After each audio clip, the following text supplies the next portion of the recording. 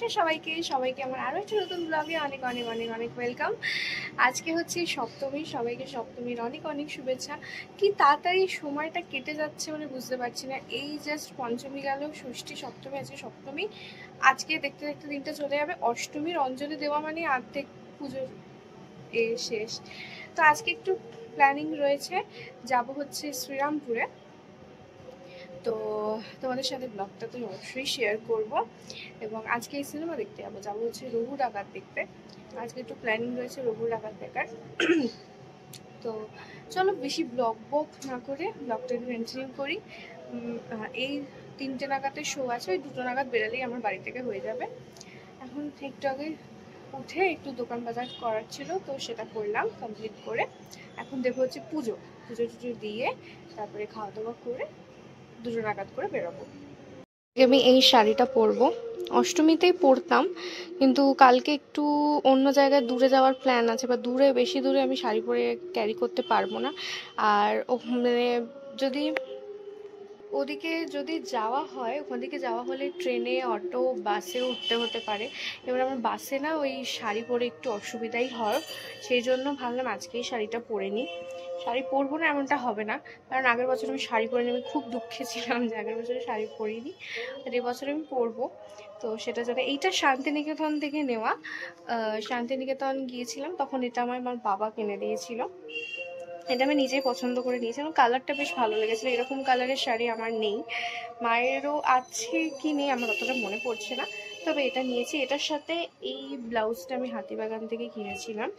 এটার সাথে আমি অন্য ধরনের একটা ব্লাউজ চেয়েছিলাম যে এরকম কিনবো, বাট ওরকমটা, তো এইটা ওর সাথে কিনেছিলাম, এটা পরবো। সকালবেলা ঘুম থেকে উঠে এখন আমি কিছু খাইনি, জাস্ট একটু জল বিস্কুট খেয়েছি। তারপর আমি এখন এই আইসক্রিমটা খাবো।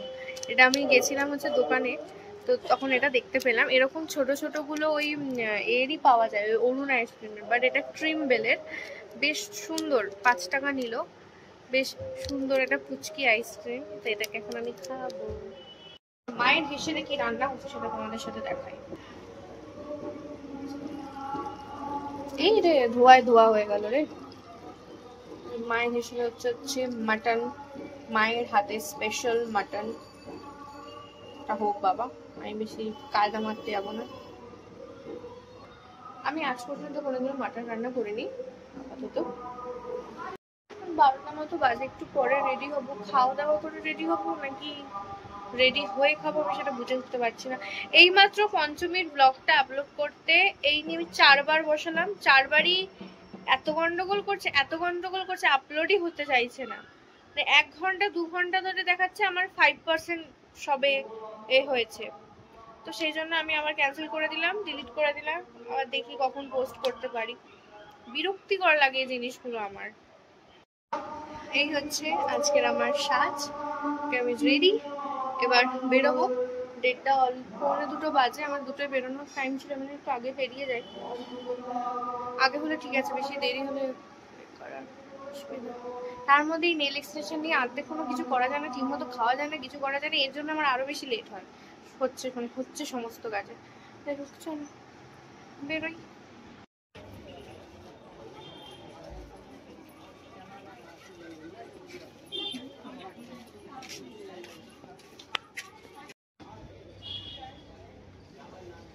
সময় মতো প্ল্যাটফর্মে এসে গেছি, নাহলে এই ট্রেনটা টিকিট কাউন্টারে যে ভিড় হয়েছিল ভাবছিলাম হয়তো ট্রেনটা পাবো না, কিন্তু ট্রেনটা এখনো ঢোকেনি।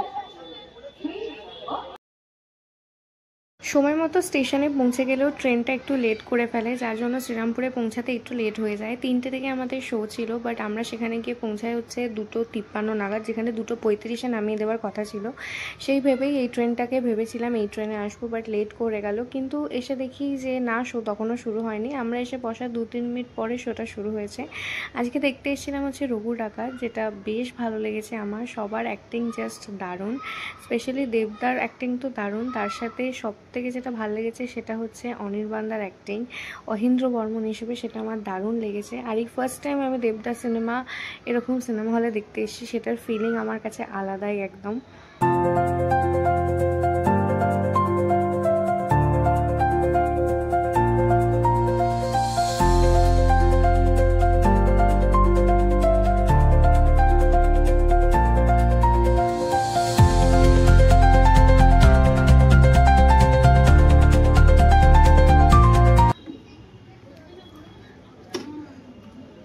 ছিটতেই পারছি না এই নোকের জন্য। ছিঁড়ে দেবো?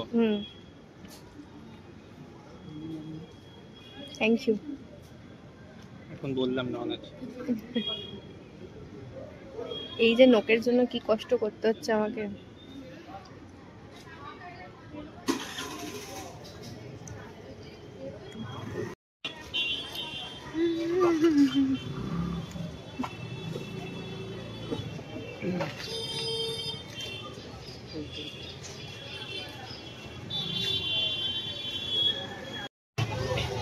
সিনেমা দেখে বেরিয়ে আমাদের খিদে পেয়ে গিয়েছিল, তাই প্রথমে আমরা আলোতে করে মুখটা রাখছে রে, তাই প্রথমে আমরা একটু খাওয়া দাওয়া করে নিয়েছি, তারপরে এখন যাচ্ছি ঠাকুর দেখতে।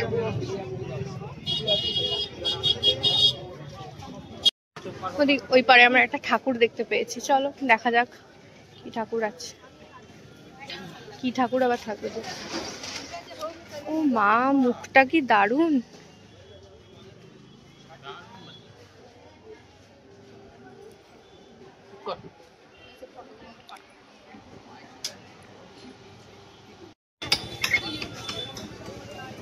কেন ভাই, এখানে কি ছিল?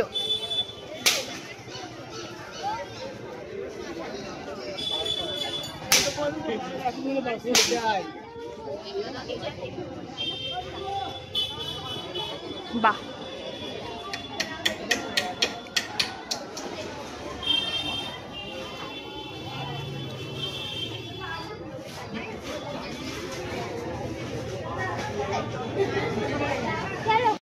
ওই মণ্ডপ থেকে বেরিয়ে পাশেই ছিল আরেকটা মণ্ডপ, যেখানে ঢুকে এবং এখানে মায়ের মুখটা এত অপূর্ব সুন্দর। যতই সুন্দর সুন্দর থিমের পুজো হোক না কেন, এই যে সাবেকি মূর্তিগুলো মায়ের, এগুলোর সৌন্দর্যই আলাদা। তো মাকে দর্শন করে দুজনে একটুখানি ঘুগনি খেয়ে এখন আবারও হাঁটা দিয়েছি আরেকটা ঠাকুর দেখতে যাওয়ার জন্য। তো এই গলিটা এত সুন্দর আলো দিয়ে সাজানো ছিল, যেখানে আমি প্রায় কিলোখানেক ছবি তুলে নিয়েছি, প্রায় অনেক ছবি জমিয়ে ফেলেছি।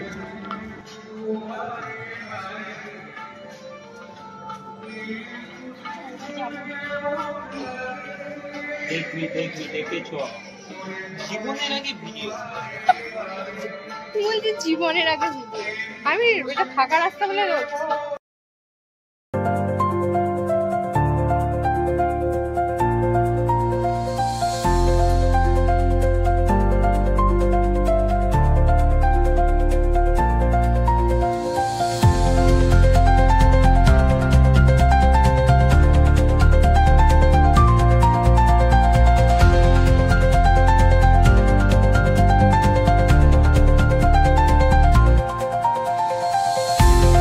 ওখানে মায়ের দর্শন করে আমরা বেরিয়ে পড়ি হচ্ছে শ্রীরামপুর রাজবাড়ির উদ্দেশ্যে। কিন্তু রাস্তায় আমরা একটা ভুল করে ফেলি, একটা গলিতে ঢুকি, সেটাও শ্রীরামপুর রাজবাড়ির গলি ছিল, বাট ওখানে এতগুলো গলি রয়েছে যে আমাদের ডান দিকে যেতে হতো, বাট আমরা কি করেছি, গলি দিয়ে সিধা বেরিয়ে গেছি লাইভ দেখতে দেখতে।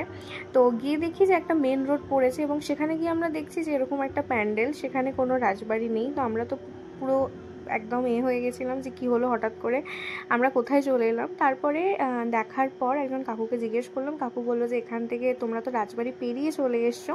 তো আমরা ভাবলাম যে ঠিক আছে, এসেই যখন গেছি এখানে ঠাকুরটা দেখেই নিই। এখানে বেশ সুন্দর ঠাকুরটা করেছিল, বাট এতটা খোলামেলা জায়গা, বাট সরু করে দিয়েছিল বলে এতটা বেশি গ্যাদারিং হয়ে গেছে।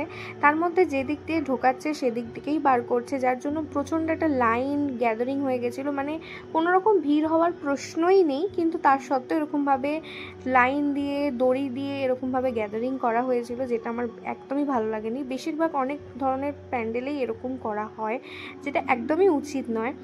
তার মধ্যে প্রচণ্ড গরম, ভেতরটাও বেশ সুন্দর ছিল। আর সবথেকে সুন্দর যেটা ছিল সেটা হচ্ছে মায়ের মুখ। আমার এই ধরনের মায়ের মুখ ভীষণ ভীষণ রকমের পছন্দ।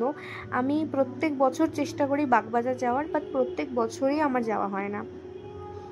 তো ওখান থেকে বেরিয়ে আমরা আবার একদম রাজবাড়ির পাশেই যে প্যান্ডেলটা হয়, মানে রাজবাড়িরই যে আরেকটা ঠাকুর হয়, তো সেটাই ঢুকি। এখানে ঢোকার পর, এটা আগে আমরা রাজবাড়িতে ঢুকে তারপরে আগের বছরে এদিক থেকে বেরিয়েছিলাম, বাট এবারে এখান থেকে ঢুকেই আমরা ভেতরে। আর এখানটা বেশ সুন্দর, ছোট ছোট ঘর দিয়ে বেশ সুন্দর একটা ছোট্টখাট্টো প্যান্ডেল হয়েছিল, বেশ সুন্দর ছিল। আর এখানে মায়ের মূর্তিটা তো একদমই সুন্দর, সেই সাবেকি ধাঁচের বাড়িতে, বনেদি বাড়িতে যেরকম পুজো হয়। তো তারপরে আমরা ঢুকি হচ্ছে হচ্ছে রাজবাড়িতে। ফাইনালি আমরা তো ভেবেছিলাম রাজবাড়ির রাস্তা পেরিয়ে কোথায় না কোথায় আমরা চলে এসেছি, আমরা হয়তো রাস্তায় গুলিয়ে ফেলেছি।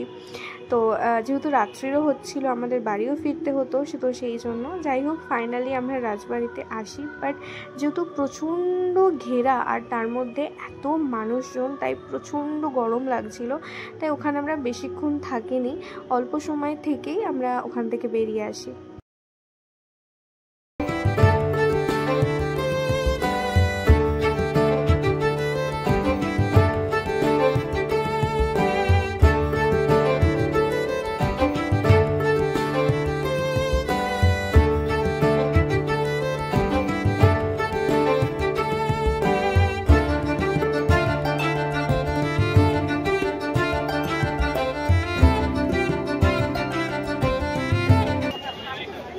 এই হচ্ছে আজকে শ্রীরামপুরে সপ্তমীতে মানুষের ঢল।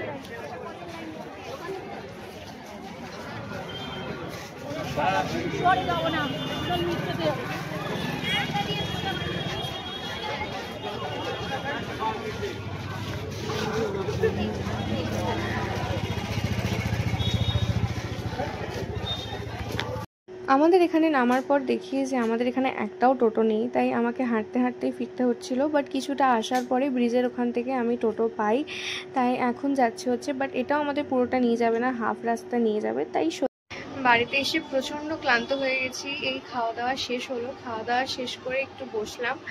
আজকে প্রচুর ঘুরেছি বলবো না, কিন্তু আজকে বেশ ভালো মতো ঘুরেছি, সিনেমা দেখেছি, সিনেমাটাও বেশ ভালো লেগেছে। তারপরে কিন্তু আরও কিছু ঠাকুর হয়তো দেখতে পারতাম, কিন্তু একটু যেহেতু সময়টা শর্ট হয়ে গেছিলো সিনেমা দেখার জন্য, অনেকটা সময় হয়ে গেছিলো, তাই দেখতে পারিনি। তো এইভাবেই আজকে আমার সপ্তমীটা কাটলো।